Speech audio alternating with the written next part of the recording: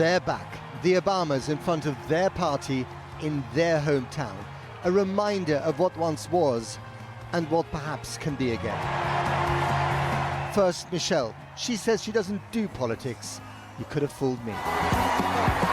Something wonderfully magical is in the air, isn't it? Yeah. You know, we're feeling it here in this arena, but it's spreading all across this country we love. A familiar feeling that's been buried too deep for far too long. Remember the good old days, she was saying, when we turned a mere campaign into a mass movement. They did it 16 years ago. They want to help Kamala Harris do it again. But first things first, take down the Donald, gloves off. If things don't go our way, we don't have the luxury of whining or cheating others to get further ahead. No. We don't get to change the rules so we always win. Donald Trump did everything in his power to try to make people fear us. See, his limited, narrow view of the world made him feel threatened by the existence of two hard-working, highly educated, successful people who happen to be black.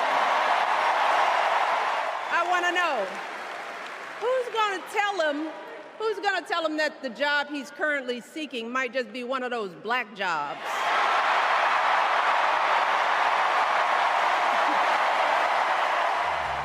Hello, Chicago! Then it was his turn. And here it's worth remembering that Obama's beef with Trump is personal and over a decade old. Trump first tested the political waters by questioning Obama's right to be president, the so-called birther campaign. He may not have been born in this country.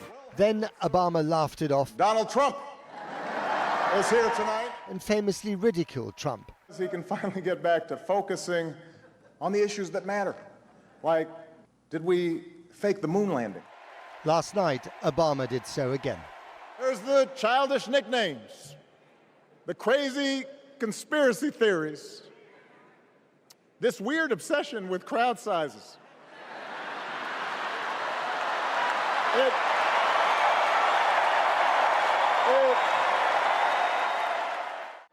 We do not need 4 more years of bluster and bumbling and chaos. We have seen that movie before, and we all know that the sequel is usually worse. Of course, only the election result will show who in this festering feud has the last laugh.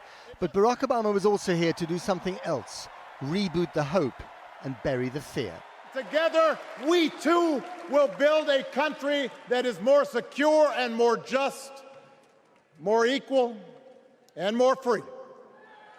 So let's get to work. Get your hands up. Hey, everybody get your hands up. If you can call it work, rapper Lil Jon led the roll call. Hollywood grandee Spike Lee in the house, and the governor of California, Gavin Newsom. The next president, Kamala Harris. The central casting candidate for the presidency before an open race was shut down in favor of Kamala Harris. Do you wish this was an open convention? No.